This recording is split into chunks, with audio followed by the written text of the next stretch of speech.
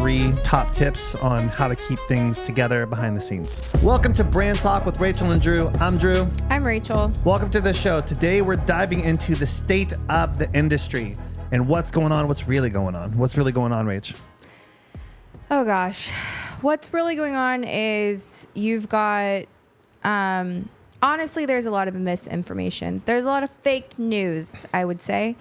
And it's important that when you guys are seeking education for, like, regardless of what it is, if it's haircutting education, color education, extension education, business education, down to like even signing a lease for your space, which we went over last week, that you have someone who's not only competent, but someone who's done it, somebody who's doing it, who does it on a regular basis, teaching you, who's actually been successful at it. And that's the thing that I see happening a lot is you've got the blind leading the blind, or you've got someone that has completely left their industry, or not their industry, they're still in the industry, but they've left like their salon, or they've sold their salon to coach, or they sold their salon to teach education, or they've stopped becoming a hairstylist to teach color education, or whatever it might be. And I just personally have a problem with that, because I think that what it really comes down to is it appears that person has likely not become successful or wasn't successful doing that, yet they've become more successful, or it's more lucrative for them to teach that. So I think it's really important that regardless of what you're seeking out, just make sure that the person that you are seeking it from and that you're paying, that you've done some due diligence on that person and you know exactly what their like their resume, like what have their achievements, what have they actually been successful at, and what have they done, and why are they qualified to teach you that? Yeah, we've had so many conversations. I don't know what it comes in batches maybe, but we've had a couple batches this last week or so. Good. But we've talked to some people and was that what you're trying to do? No, that's not what I was doing. Wow. Wow. Rude. No, I didn't even put that together. No. But so just batches of people, right? We were joking, but really what we're talking about is people on that we're talking to that, are looking to scale their location, and we'll have an open, honest conversation, and the conversations, everything's great, everything's awesome, everything's wonderful, everything's fine, everything's fantastic, I'm amazing, and I'm looking to do this and this and this and this and this and this and this. Like, cool, and when it gets down to it, there's just and there's not what's being presented on social is not what's really happening. And the only reason that we're able to have a pulse on this is because we're having a dozen conversations daily, every day, like all in day. Person, not to mention the obviously virtual conversations that are happening through DMs, voice memos, etc. So like, and I think what the real reason is, I don't think anyone's like trying to, I think in the industry it has become normal or like almost required. Maybe I'm kind of like thinking out loud here, for you to like, especially for like you to your client, right? Like regardless of what you're going through as a business owner or a stylist or even a human being, right? Like we're kind of like conditioned ourselves to be like, okay, it's fine, I'm fine, everything's great, etc. Like that's the perspective that we give the client. When you're in that setting, like, yes, that works, right? Because you want your client to think that everything's fine and dandy, right? When it's maybe not. But when you are like actually like in a different setting, like maybe you versus, you're out in your normal environment, or you're on a business call, or you're on a meeting with your team or whatever, and you are portraying that like things are one way, but they are absolutely like happening a different way.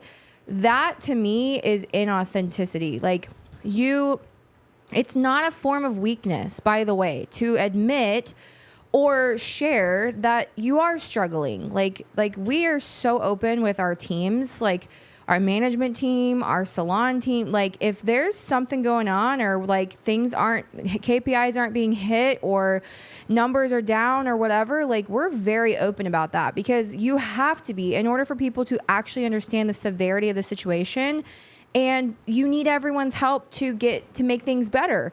But when you have a tendency of making it look too easy or making it look like everything's all good, and then you're really silently struggling, like bad, like scraping by, that's hard. And I think where people get maybe stuck or where they get in their head is when they've maybe been doing so much of the like kind of falsifying like what's actually happening, right? Like what's actually reality. And then the transition to like, okay, well, I've been doing this. I haven't let anybody know I'm struggling. I haven't let anybody know what's really happening. Now, how do I start to share that without seeming like a fraud? You know what I mean? And I think, does that make sense? I feel like that's kind of like the what would people think kind of trap that people fall into, and why they will just silently struggle, unfortunately.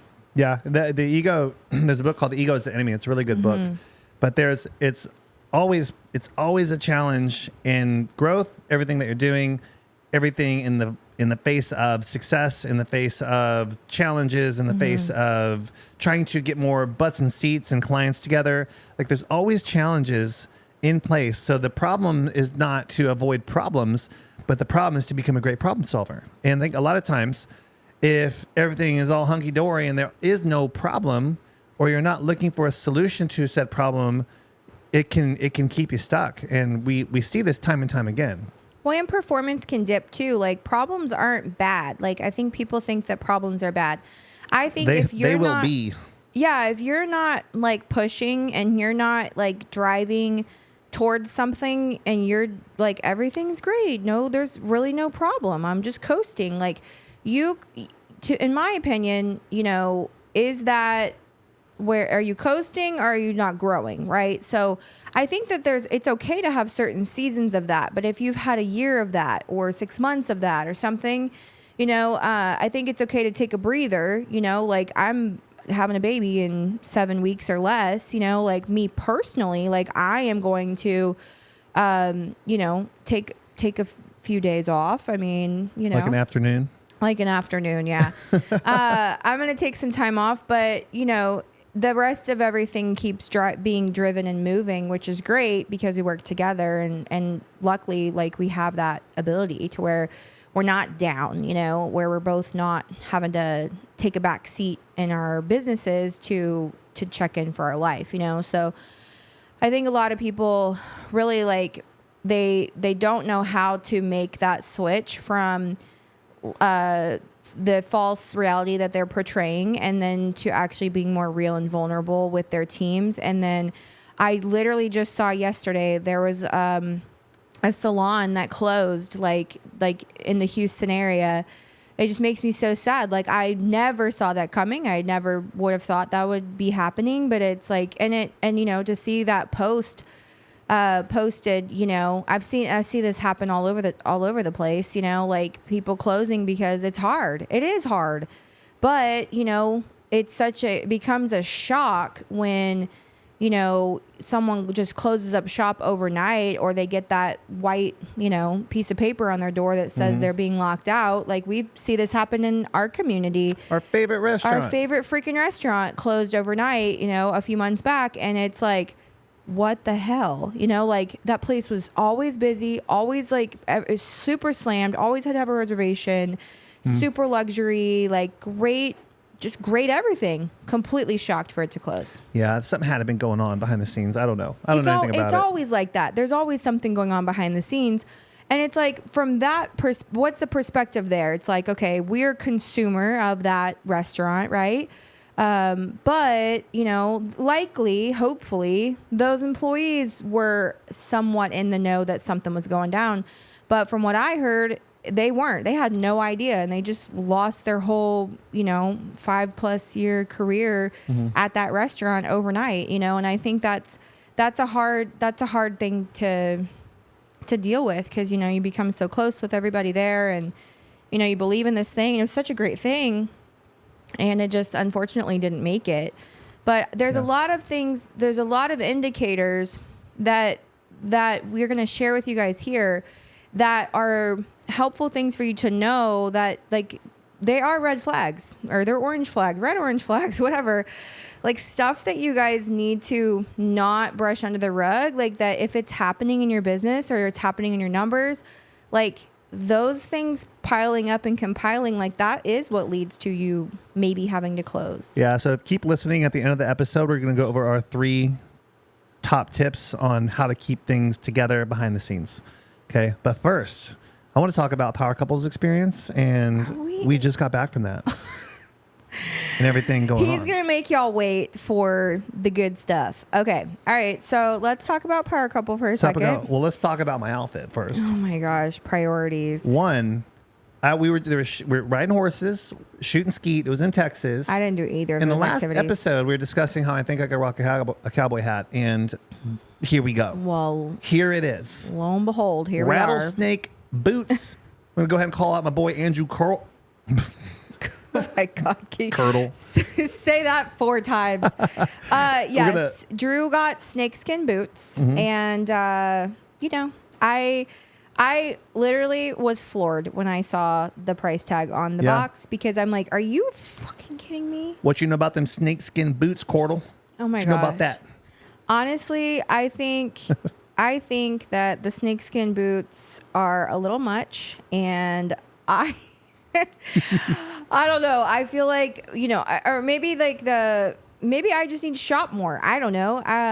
I just don't shop. I'm here to entertain you. I'm here to give you a show, folks. I can't cross my legs anymore. I'm done. I also was bit by a copperhead. I'm getting a contraction. I was bit by a snake and spent the night in the hospital. It's not like the real contraction. It's like my body's like practicing. But yeah, I'm getting one. Just letting y'all know. Okay, good.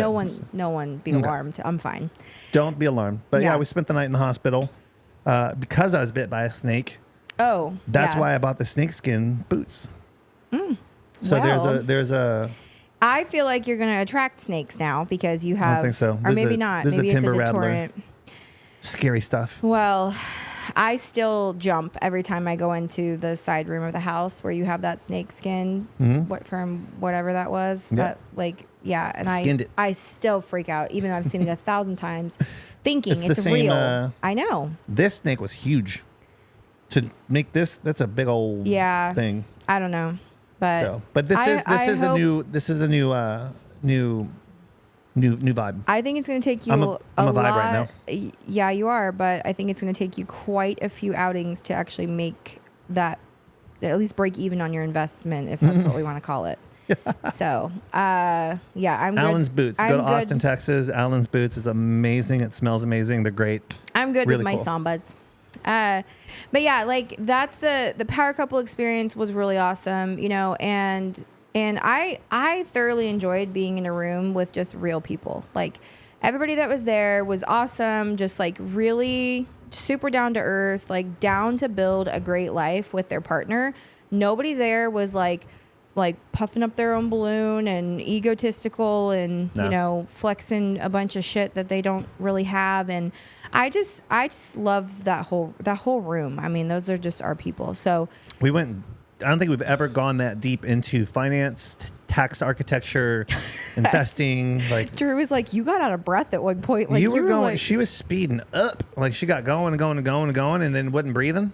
And I'm like, it's the baby. You okay? I get really excited being able to like actually, because a lot of times if I'm trying to teach like something like this, it's like in a 45-minute or an hour segment, and it's like you had a whole day. I had a whole day, so watch out. But yeah, it was really cool. It was really great to see everybody like really bonding with their spouse. Like everybody, like they did the work. Like they put their phones away. They were completely present with their spouse. They went through their goals. They went through their financial goals. They went through spiritual goals.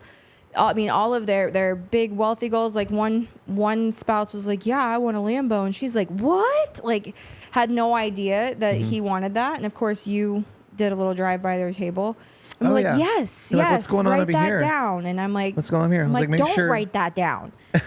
So it's a little boy thing, you know. You always want the cool car. Guys and cars, it's the thing. Anything with wheels on it. But it was really. cool that they could really share authentically like their big dreams together and like their small dreams together, and to really like get serious about the things that they want to achieve. And everybody in that room is building a life for others. They're building a life for themselves with their family and their kids. And we were able to go through and talk about how Rachel and I really, really work together in a way that you might, because you think of working together, you think of like side by side and working on all these things. And me and Rachel work in different parts of the company, but we do work together on a lot of things when everything comes together. Like example, this room here, some of the floor in it, we had to redo the whole room. So we've been shooting in our warehouse in kind of a corner as we were expanding our warehouse. But we were packed in there over the last really like month or two. 3 months. Yeah. Shit. Yeah. So we had to redo this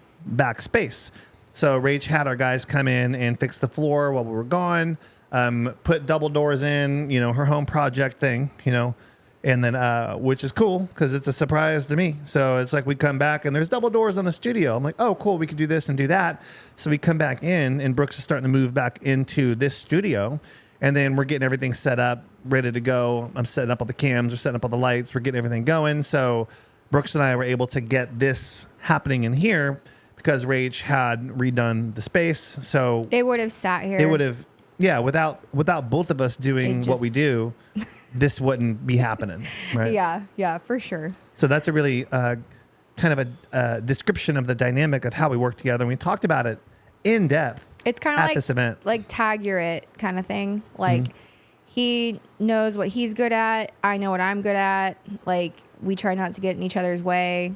Like it's not impossible. Like we do get in each other's way sometimes. You guys hear us banter on the show, but that's how it is in real life. You know, like you know we're not going to. We both have opinions and we both have goals and things. And usually when if he's trying to prove a point or I'm trying to prove a point, that's usually where something goes wrong. And so if we can just focus on like getting the task at hand done or getting to the goal and working together and not against each other kind of thing, then we're both operating, I think, in from the correct place, which is good. Yeah. So in harmony. I don't know if I call it that, but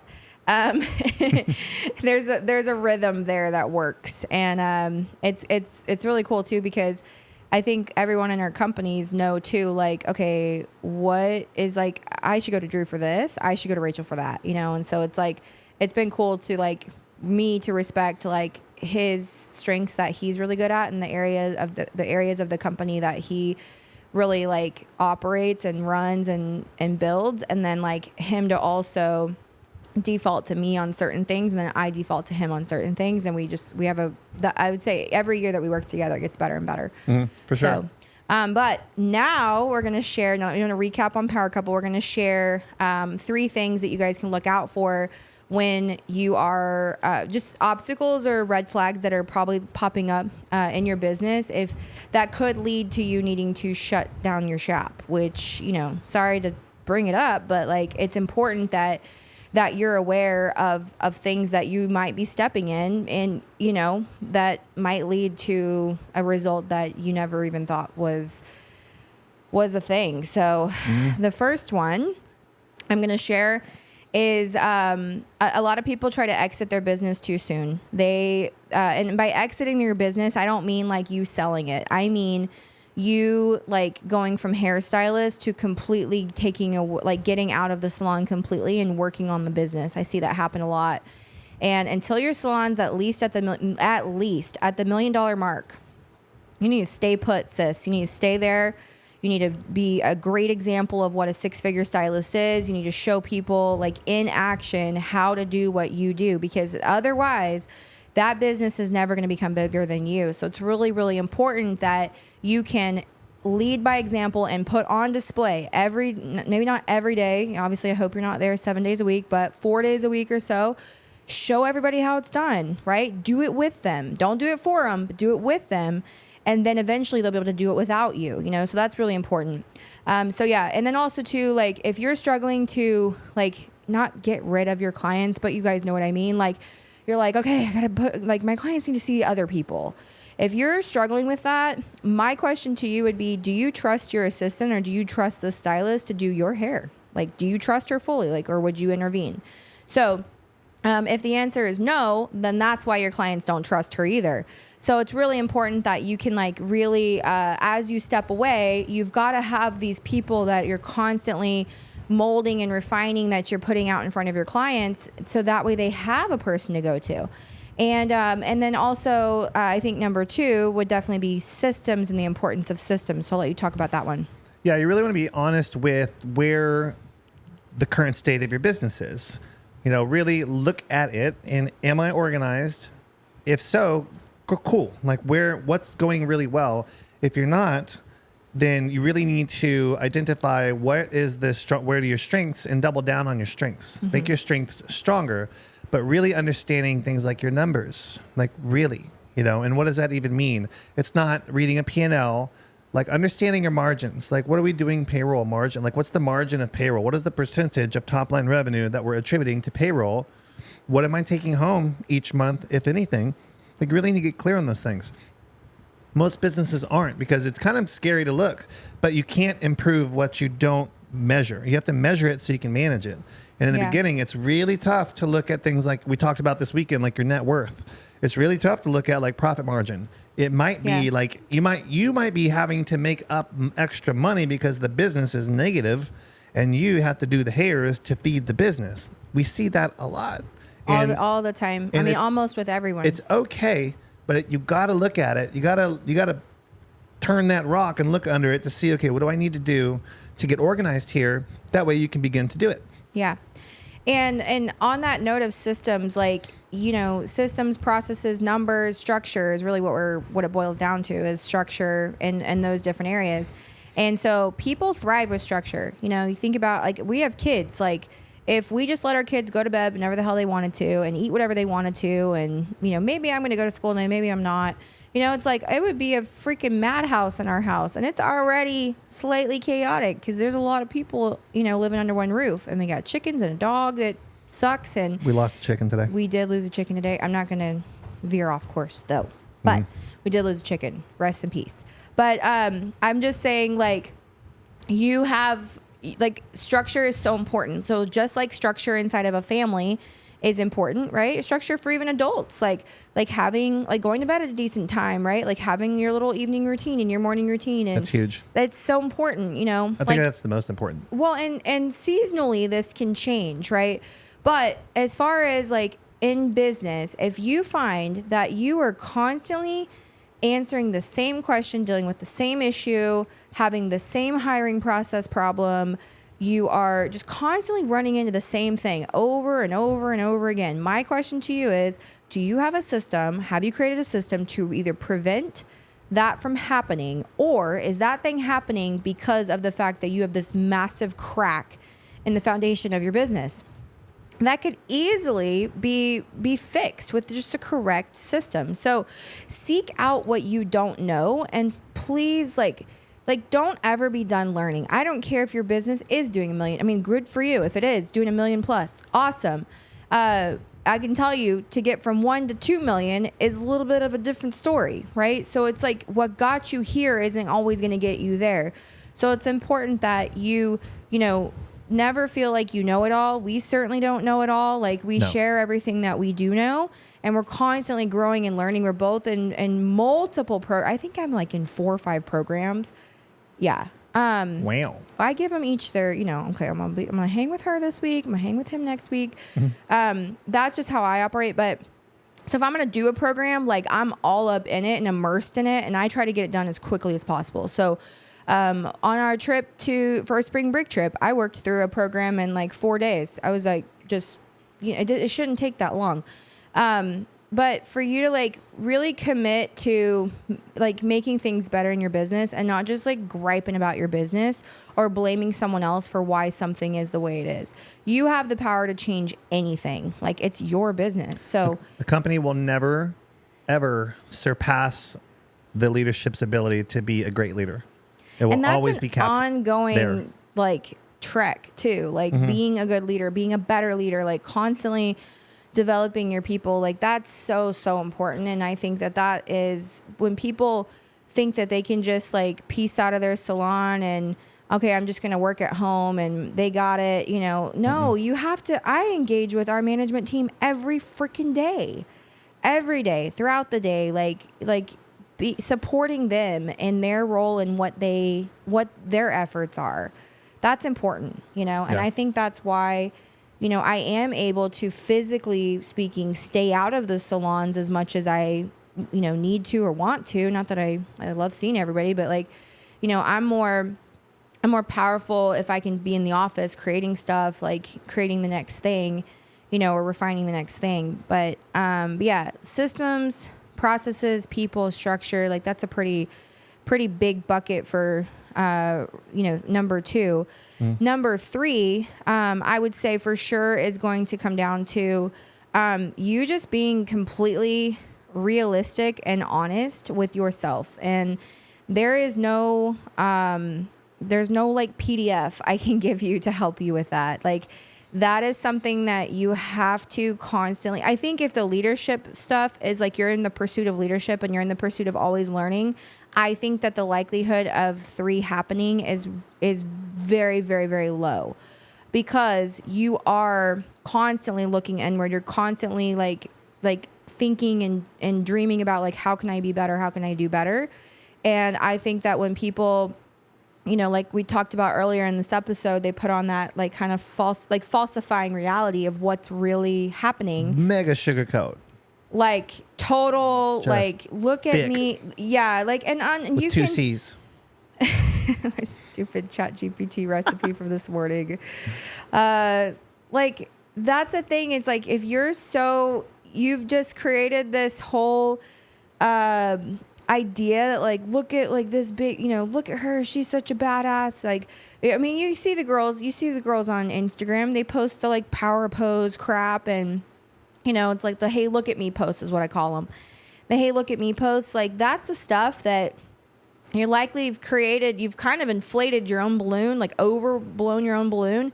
And so then it does become such a shock if someone does find out that you are struggling or you're having a hard time or a low month or whatever it might be. And, you know, I think a lot of people do that, you know. Gotta be real. And we've been coached by people that do that. I mean, we really have. Like, we've gotten down into it, and it's like, this person doesn't know how to help us. Well, you know, or they're not either active, as successful as they thought they were, as booked and busy as we thought they were. They led on.